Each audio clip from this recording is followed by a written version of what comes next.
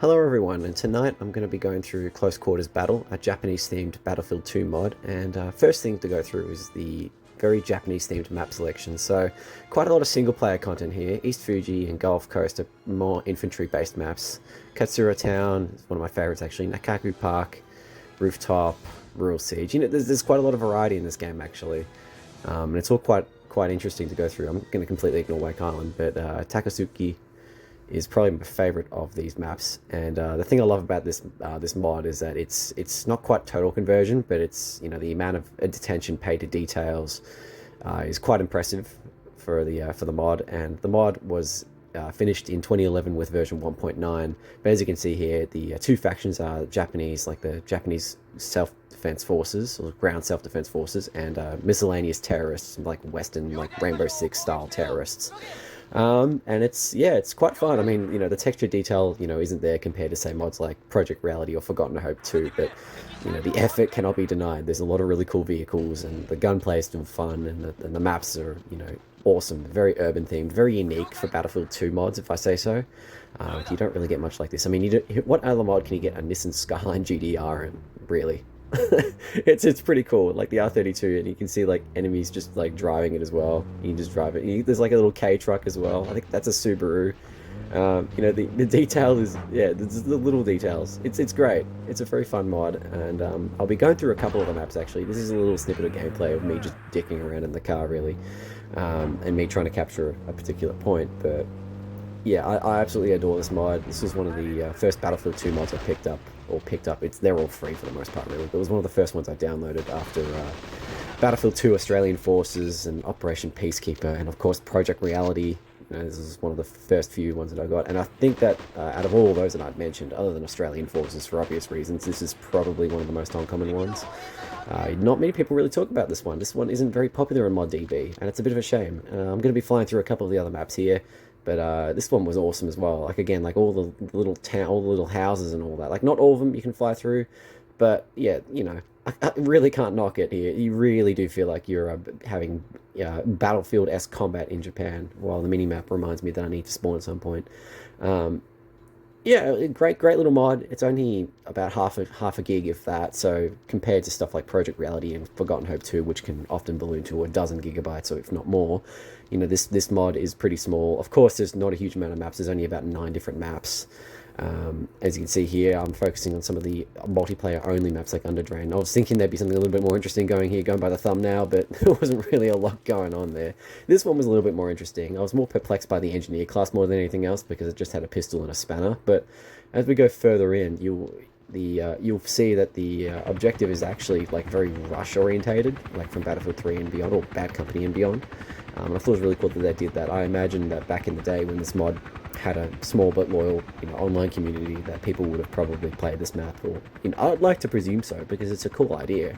You know, people should definitely be playing these sort of things, and it'd be kind of cool to see this mod kind of like alive again. So here's yet another map. I'm forgetting the memory. I'm forgetting my memory. My memory's eluding me. It's I forgot what map it was called, but it's another map. It's weird because the layouts, the 16s, 32, and 64 layouts are not, as I accidentally team kill someone, not very like, they're not like massively expanded like the equivalent base game maps.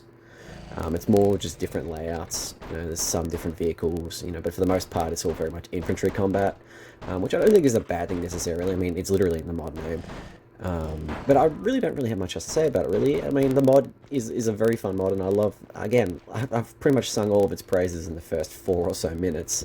But to summarize, like, I love the variety of the maps. You know, they're all very, you know, true to urban Japan and so on and so forth. And I love the vehicles are very quirky. Some of the most quirky I've seen in a Battlefield mod, really. And yeah, very, very understated. Like, I'm surprised it didn't get more attention. It's kind of disappointing in a way because it's genuinely good. As you can see here, I decided to switch things up and show you the terrorist faction because I haven't actually given them some of their odes yet, but that's the only real downside, really, is that there's only 2 factions in this mod. But with 9 maps and 2 factions, and all of them are pretty much custom built, like, there's not really any reused assets from vanilla Battlefield 2 or Battlefield 2 Special Forces. Credit where credit's due. This is, you know, a very well made mod. But that's really about it. I may as well end the mod showcase and just start going back to my usual thing, really. It's been fun going back through these mods. I have every intention of going through a couple more of these mods and likely structuring these videos a bit more, just because it'd be more fun to actually give the mods a bit more justice. But I figured, you know, given that this is a relatively small mod, you know, I figured I'd give it its credit, give it some appreciation, and just go through it a little bit and, you know, explain, you know, what content you get and so on and so forth. Very rambly. I do apologize. It wasn't very structured. I don't really like doing structured videos. It's not my thing at all, really. I tried doing scripted videos. I think there's one particular video I tried doing scripted, which was to date the only video I've actually been given of which the game was actually supplied with review code, which was a game called Bunker Pugs, and I remember that game quite vividly because the developer had worked on some old Need for Speed games, which of course I've done videos on very recently, Need for Speed 3 and Need for Speed High Stakes. And I had mentioned, I voiced my appreciation to that developer because, you know, game development was likely hell back then, if I'm going to be honest. I mean, it very much still is now, but it probably wasn't any better back then. But, you know, I love those games, and coming back to them was a core reason as to why I got back in this. I mean, the whole reason why I restarted this channel was because of the core aspects, those core games that I grew up on as a kid. And when he put out tenders for 10 years or tenders or whatever to 10 years, that's a stint, tenders to get review codes out, I put my hand up, and I didn't expect to get one, but he gave me one, and I really appreciated that. The only thing is that I absolutely fucked it with a subpar review where I couldn't really stick to one thing, kind of like now actually, and didn't give the game any justice because the game was actually quite fun. So there you go. One day I might revisit it, but I'm definitely not going to be able to script it because I'm terrible with scripts, and I'm not using AI to follow up on scripts. I don't do that shit. That's just not who I am. I'm a creative type, not a, you know, I need everything fed to me all at once type. I'm not going to recreate the humans from Wall-E. That's not my thing. It's a good little jump scare there from the bot there, but it's funny. I love the apartments, like these sort of apartments sort of set up. Like I can imagine myself living in something like this in real life. It's small enough where I'm just like, yep, this is all I need. Except for the computer blue screening, which to be fair, I've had this computer blue screen on me a number of times now. I had it pretty recently blue screen on me from turning on Bluetooth on and off about 3 or 4 times. I was just messing around with some of the toggles, and it was enough to blue screen the damn thing. And it gave me a blue screen code, a stop error code that was serious enough for me to have to run scan now, because it was like a WDF or WD. It was WDF violation, which is apparently a pretty bad thing for Windows installs. But this Windows install is absolutely cooked. Like there's 2 documents folders, like key Windows apps folders, and in different drives and all that sort of thing. When Windows 10 support properly runs out, I have every intention on going back through, you know, cleaning slate, starting fresh, and just reorganizing things from there, because it's a total fucking mess if I'm gonna put it lightly.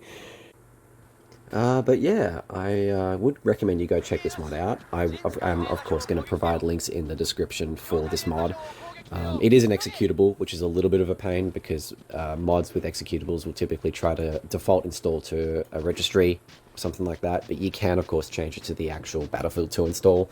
Now in my case, this Battlefield 2 install has a bit of a long story behind it. It started on my mum's work laptop when I was a 13-year-old, and all the registry keys and the CD keys installed and all that good stuff. And I literally copy pasted it because I wanted to put it on a different computer. I think it might have been my brother's laptop, because I wanted to run LAN parties, which we successfully did.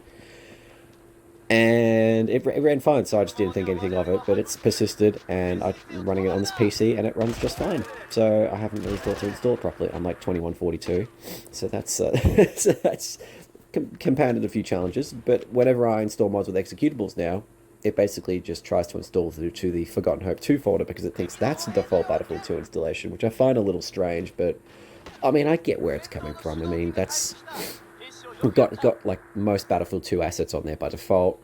Unlike this mod, I mean, of course you need Battlefield 2 to sort of run those games by default, and of course those mods, Forgotten Hope and Project Reality, both went standalone around about the same time. Was it 2015, 2014, 2015?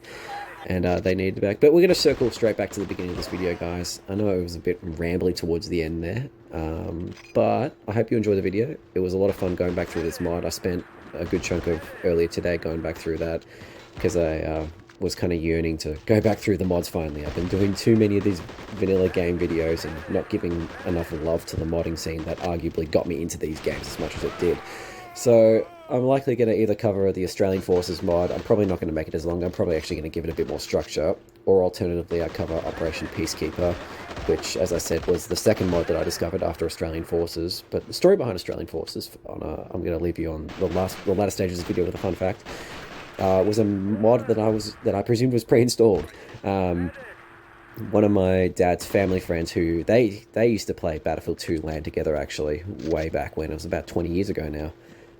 They played the Australian Forces mod together, and again, I just thought, oh, cool, it's a thing of the game. But then again, as a kid, I didn't realize there was patches for these games. So, I just kind of just took things at face value and just accepted it for what it was. But no, Battlefield 2 Australian Forces was a mod, and it actually has some maps that I didn't realize weren't actually vanilla in the Battlefield 2 game, like Kubra Dam, and I believe Manchester City is also in that mod, although, I'll prove myself correct or wrong by the time I do that video. And there's a couple of the custom maps that are exclusive to it too, which I thought was interesting. But anyway, I'll leave it on that. We're pretty much at the end of the video now, and you can see here, I don't really have much else to add. This is just a really cool mod. Again, links provided, go check it out. And I hope you enjoyed the video, guys. It's been fun to make, and I will see you guys in the next video. But for now, take care.